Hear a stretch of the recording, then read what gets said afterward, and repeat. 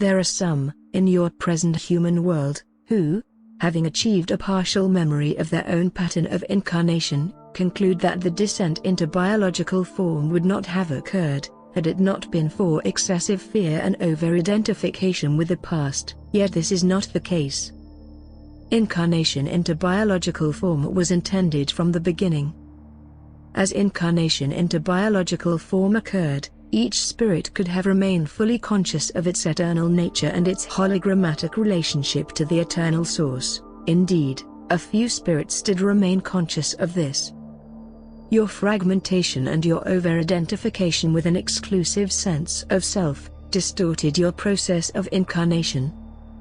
However, it did not cause it. You, and others of your light circle, had long before chosen to spearhead the Eternal One's exploration and development of the material universe. Your fall into fearful thought and non-fluid patterns of identity was not mere happenstance. An influence encouraged you in this direction, encouraged you to identify with an exclusive sense of separate self. With the exception of the luminous principalities, those angels who were the first to incarnate humanly, virtually all members of your race fell under the spell of this influence at some point during their journeys into biological form. We call this influence the materializing influence, or when speaking in the plural, the forces of materialization. The materializing influence is the force of specified definition. It plays a central role in the creation and sustenance of the dimensional universe. Like frost drawing individualized ice crystals from the air, this influence draws crystallizations of basic molecular structure from the omnipresent energy currents of eternal love. The materializing influence is the principle of contraction that holds energy efficiently bound in matter. It guides the internal dynamics of matter and energy distribution in stars, as well as the thermal and geological processes of planets like the Earth. It is the quintessential materializing principle at its most basic level. This influence is personified, as are all qualities and influences in this potent universe. In the West, both the influence itself and its personifications have been referred to as Satan. Yet stereotypical images of Satan have prevented many people from understanding the real nature of the materializing principle.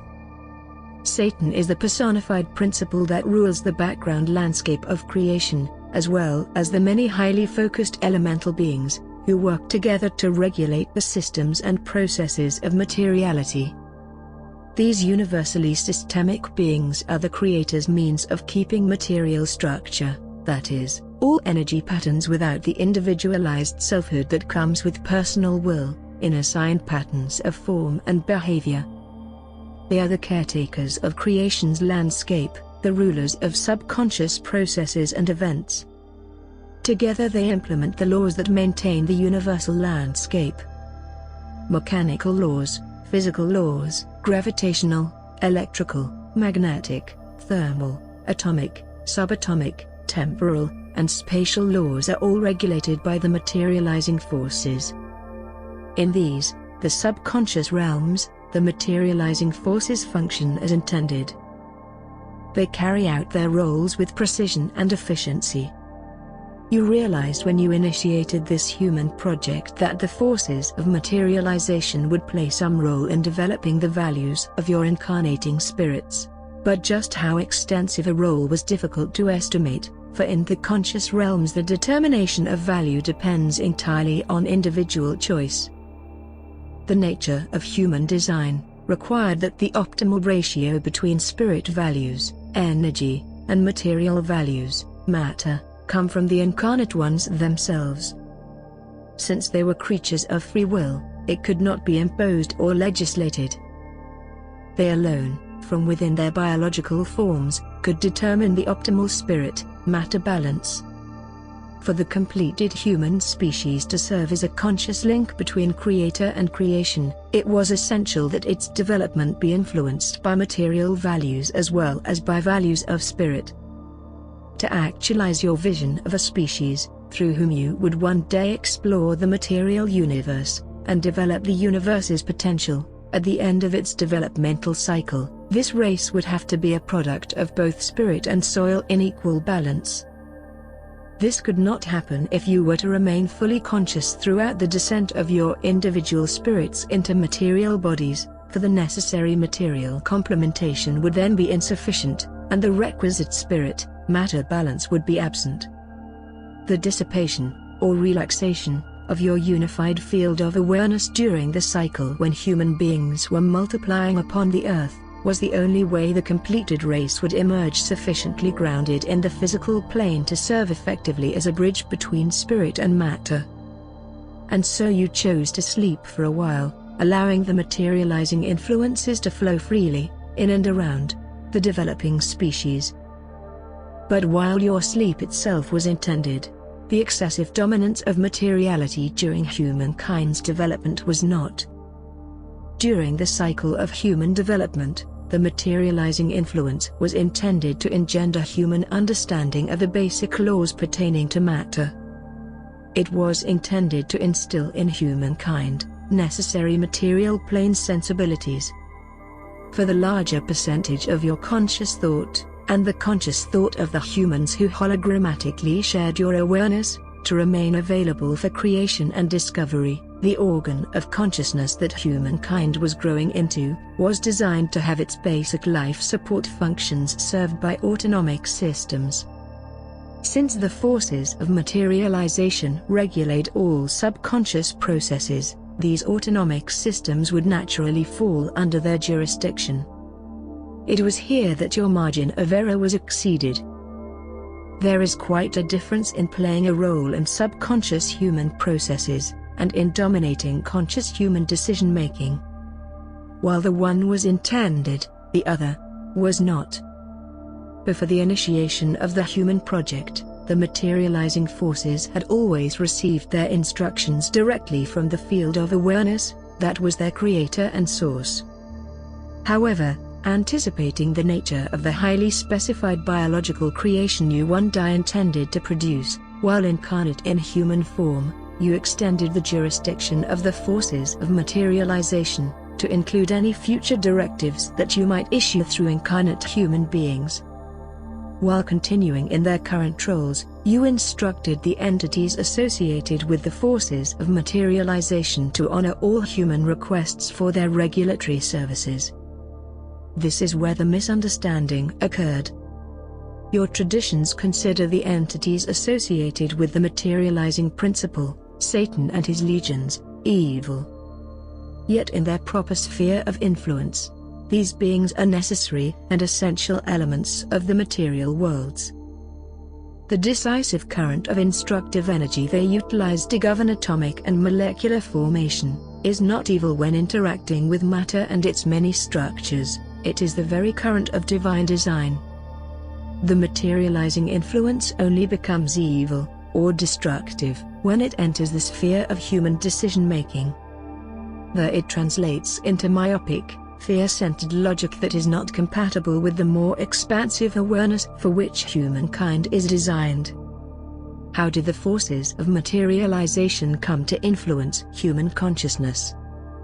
At one time or another, they must have received nearly every conceivable request from someone in human form, requests they were bound to honor. This brought their influence into regions of human consciousness, where it was never intended to be. The result has been the virtual domination of historical human consciousness by excessively materialistic values. The resulting static has interfered with human reception of those frequencies of eternal awareness that were intended to guide them. While it is appropriate for materialistic values to dominate atomic and subatomic realms, they become extremely destructive when they dominate human determination. For they effectively move the whole seat of decision-making from the eternal awareness of spirit, to the individual's accumulated knowledge of good and evil. The fearful logic and tendencies toward exaggeration that accrue from this misappropriated influence have caused the confusion in human understanding that has led to these past millennia of history. They have led many of your incarnating spirits into forms of self-understanding that correspond to neither your intentions nor reality. Under the dominance of the materializing influence, or the spell of matter, many of the early human incarnations came to discredit their own perspectives, doubting their source and validity. Since they were designed to be guided by these, their own views, discrediting them was like destroying one of their primary senses. They blinded themselves spiritually. They were perceiving a 7-dimensional physical planet in 3 dimensions. Understandably, without their primary means of terrestrial guidance, they began to encounter navigational difficulties. These difficulties only confirmed the doubts they had regarding the validity of their inherent spiritual perception. Quickly, they lost the self-confidence that, like a gyroscope, was designed to stabilize their eternal awareness while incarnate in biological form. Mistrusting their own perception, they began placing exaggerated emphasis on the experience and perception of others. They assigned spirit credibility externally, where it had no place. Ultimately, they believed the influences coming from outside themselves were more real than the influence coming from the presence of God within them. Believing lies, they exchanged their beautifully unique individuality for conformity to a fear-centered external code. Though it would not be until the end of the historical gestation process that your unified field would again be activated, awakening humankind to a common field of awareness, your species was intended to remain conscious of their eternal spirits throughout their multiplication and flourishing on the earth. Since you had given the spirits incarnating in human form jurisdiction over the forces of materialization, you had assumed that incarnating spirits would accurately assess the appropriate extent of the materializing influence and regulate it accordingly.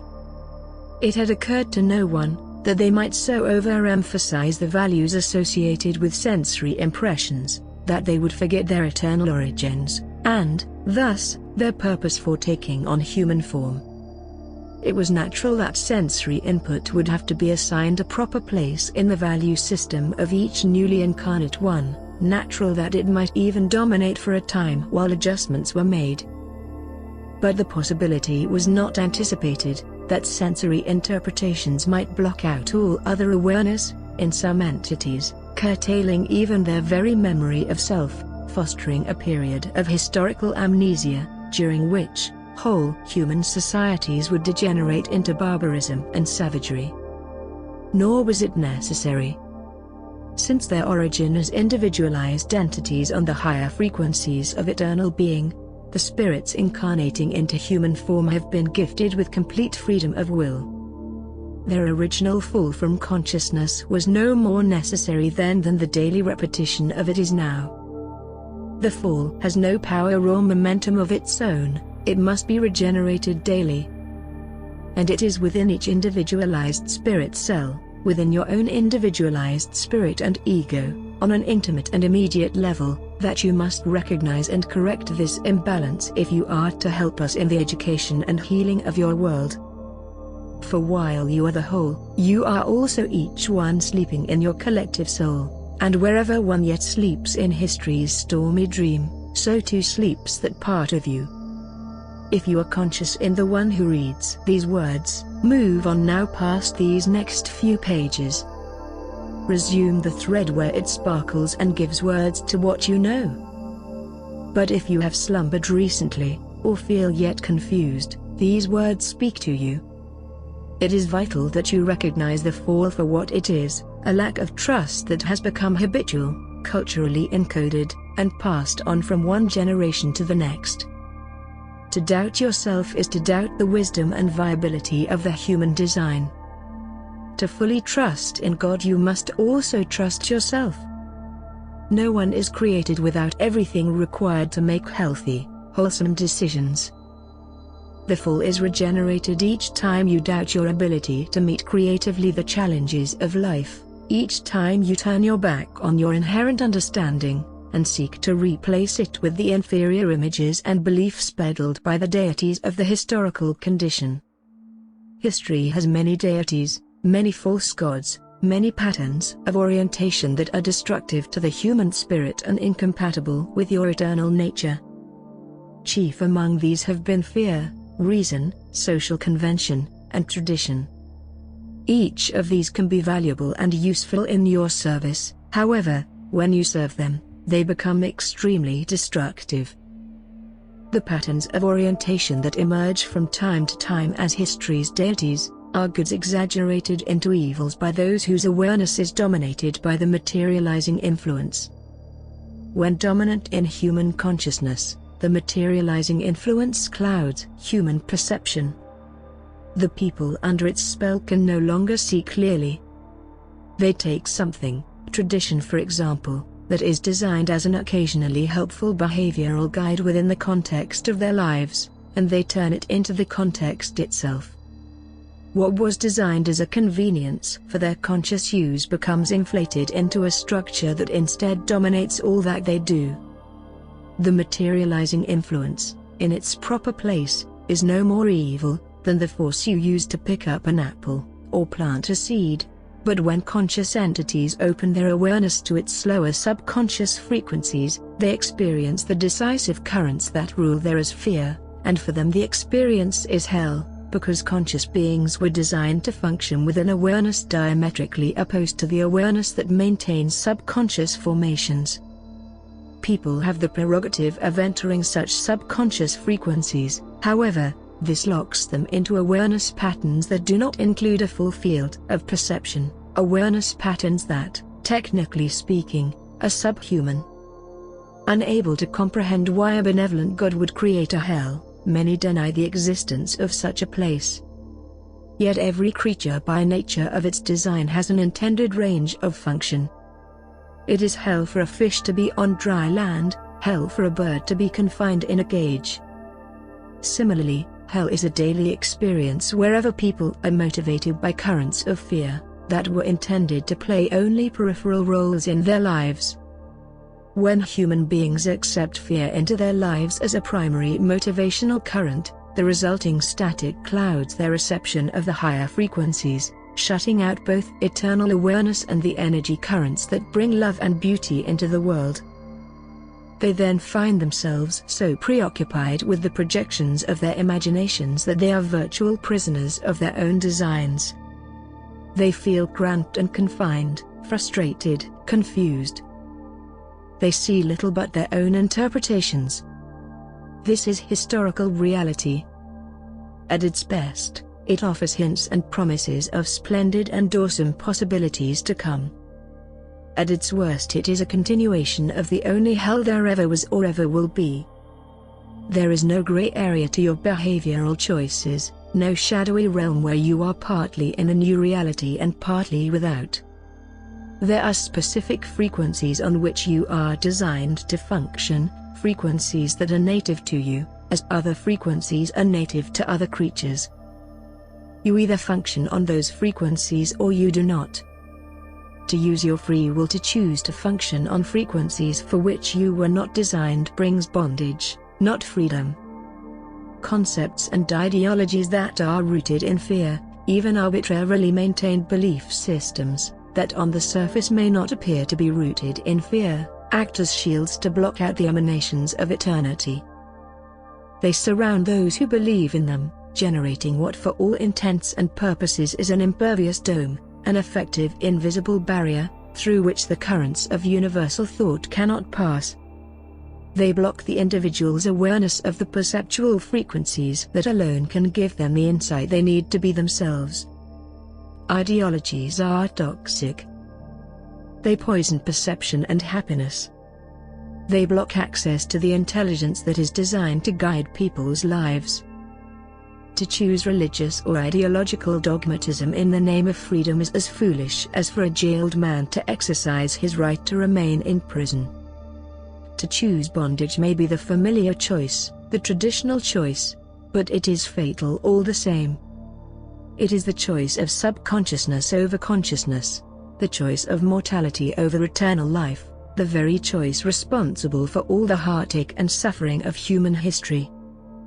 The choice to function on the love-centered motivational frequencies, where you are designed to function, is the only choice that brings freedom. It does not limit you to a predetermined script but offers a range of behavior that evokes your fullest potential. The historically programmed have but a few cultural selections before them, while the improvisational options that open before you as you ride the energy currents of eternal love are infinitely varied. You are free again to share with us the joy and challenge that comes with habitation of a sensuous universe. Though it can take many forms, in human consciousness the materializing influence appears primarily as a pattern of convoluted logic that encourages fear-centered thought and can lead to self-destructive behavior. This influence is being driven out of human consciousness by the intensifying energy field generated as the collective awakening proceeds. Even as these words are shared, the self-serving, the promoters of human fear, those given over to greed and manipulation are experiencing a loss of personal vitality, as a direct consequence of the withdrawal of this influence.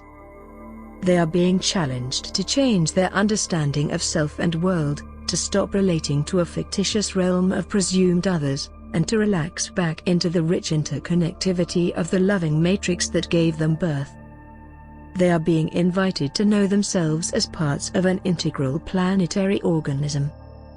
To you, who place your trust in the gentle wisdom that, behind all cultural conditioning, continues even now to provide the current of your awareness, to you who trust yourselves, history's deities are transformed into agents of excellence. In their rightful places they will serve you long and well, as will the materializing forces from which they draw their patterns of structure. They are cruel and terrible masters to the hesitant and the doubtful, but they deeply respect and are most eager to serve those who carry the consciousness of eternity. You have the authority and the knowledge to assign them to tasks of your choosing, an easy matter, when you think of it, a detail. But an important detail. For by assigning fear and its offspring to creative roles in your service, you remove the materializing influence from the field of your conscious awareness. You emerge from the spell of matter, setting up a powerful resonance, a morphogenetic field that radiates outward from your heart, penetrating the surrounding atmosphere, making it easier for others also to reorient in love.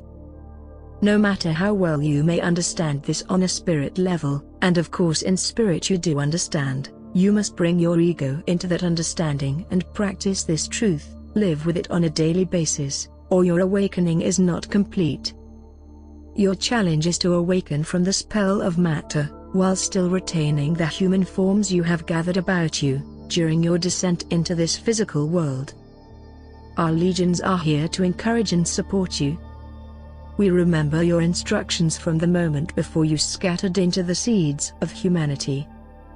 Even as we watched your many individuations drifting downward in the spiral dances of gathering structure, your words rang in our ears. Wake me, you said, that I might arise in the forms that emerge at this journey's end, and through them bestow my gifts upon this world. Join me then in the matter fields, that together we might work to magnify the beauty and the wonder of these physical domains. Within you who read these words, that vision swirls, latent in a burning love, for the productions of time, a love that we now call upon you to remember as your own. Within you slumbers the creative vision that first illumined dimensional space.